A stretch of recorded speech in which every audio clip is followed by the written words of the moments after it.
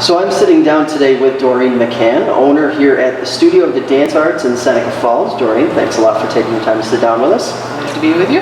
So obviously we're here because you have a huge event coming up this weekend, but before we get into any of that, tell us a little bit about yourself, how you got into the whole dance space, and why we're here. All right, well, I grew up taking dance lessons and just had a natural knack for it and love for it. And as I got, into high school, I was taking from a local teacher, Ann Lucchesi, who had a studio here in Seneca Falls for many, many years. And I started student teaching for her. And I just kind of had a natural knack for that too, and loved it. And then I went to college. I went to Brockport and I got a degree in dance. And about the time I was graduating, Ann Lucchesi was about ready to retire from the dance business, and she offered me to buy her business, and that's what I did. And so now I've been here for 34 years doing this. Loving every minute of it. You say that you've been, now this particular studio has somewhat evolved. You said you weren't always at this location. Talk to us a little bit about the history of the studio itself. Okay.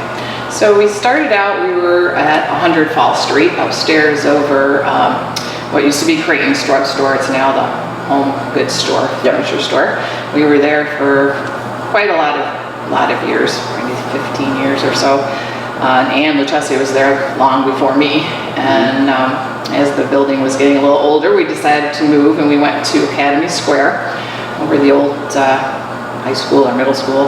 And we were there for a few years, and then I found this building here at 63 Fall Street and bought the building, and we've been here for 16 years now. So you have a big event, sort of like your Super Bowl of this dance studio, this weekend, Saturday, correct? Yes. Walk us through what that event is going to be like, where it is, how people can show up and get there and watch. Give us the 411 on it. Okay. It's at Mynderse Academy in the Douglas Avery Performing Arts Center, the auditorium there at 7 o'clock on Saturday. There are tickets available at the door, but always, if you're going to buy tickets at the door, come early, because it does get crowded, and seats get hard to find the later that you get there. So get there early. Especially if you're coming with a group. If you're coming with a group of people, it probably would be better to get in advance if possible. Yes, definitely in advance. Where would they? You can get them from me. Okay. If anybody can give me a call, I can meet them for tickets. We have a rehearsal Friday night at the school, or Friday afternoon at the school. So if you want to stop by the auditorium, we'll have them there for sale as well. But we do have around 100 students participating, and we've been, working up to this event for at least 2 months now. We've been rehearsing, and some of my older girls have been working on things longer than that, because they have solos and special numbers, and they're also on our competition teams, so they have competitions that we've had the last couple months that they need to prepare for a little sooner. So we've been really working hard to get to this point. And it's one of those things, we were talking about this before we started recording here, is that it's time consuming. It is something that takes a lot of time and energy. And how often are these kids practicing? Multiple times a week? Is it like 2-3 times a week, or how does that work? It depends on the level. Most of the lower level kids, the younger kids, they have one dance class a week. And then when it gets closer to recital time, we'll start rehearsing during their class time.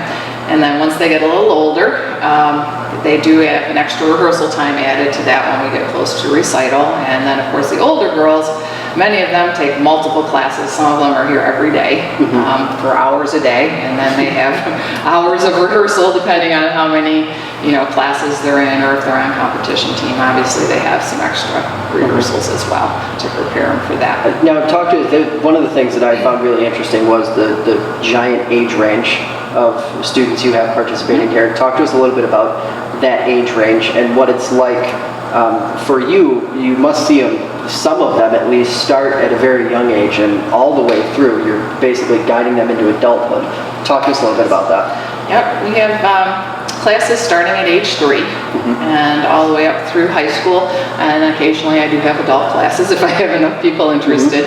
And for a while we had actually senior citizen classes too, but I've kind of lost a few of my seniors, so that class kind of dissolved. But so I mean, we do have the ability to teach all ages, but generally it's school-age children, preschool up through high school age. And yeah, some kids, you know, they come and go. Some they come in, they try it, it's not their cup of tea, they go. But then, you know, you get lucky every once in a while, and you have those few that'll start and go all the way through high school, and you know, they're like my kids, because sometimes I see them more than their parents do, because they're here so many hours a day. So I get to watch them grow up and, you know, progress, and it's a joy, and I miss them when they go. Yeah. Now, as the teacher, you must also see the impact that something like dance or any sort of falls in with any extracurricular activity, how that benefits kids at that age where they're busy instead of perhaps off getting into trouble, or, you know, whatever the case may be. Have you sort of seen that honing effect for the students over the years you've been doing this? Oh, definitely. You know, it's a good place for the kids to be, and I know a lot of kids think of this as their second home. You know, they come here, they feel comfortable here, they want to come hang out here even when they don't have classes.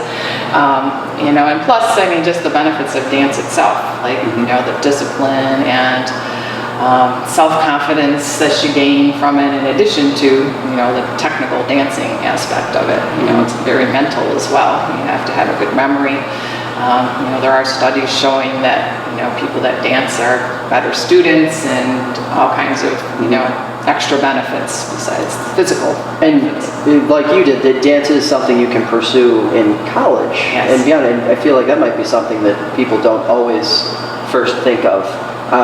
There are a lot of opportunities out there, I would imagine, right? Oh yes, there's lots of dance programs in colleges, and you know, varied curriculums there. Whether you want to be a performer, a teacher, a choreographer, lots of different areas. Actually, when I first went to college, I wanted to do dance therapy. I was going to be a therapist, but then I got offered the studio and decided to take that over. But there are lots of opportunities in dance, and you know, probably more than sports, I would think. You know, unless you're really good at sports. Well, you know, it would seem like, and this is just from the third-party non-dance person, it would seem like the opportunities would be less taken advantage of. You're talking about more opportunities because there just aren't as many people who might even know that they exist? Well, I think you probably would be surprised at the amount of people that have that dance.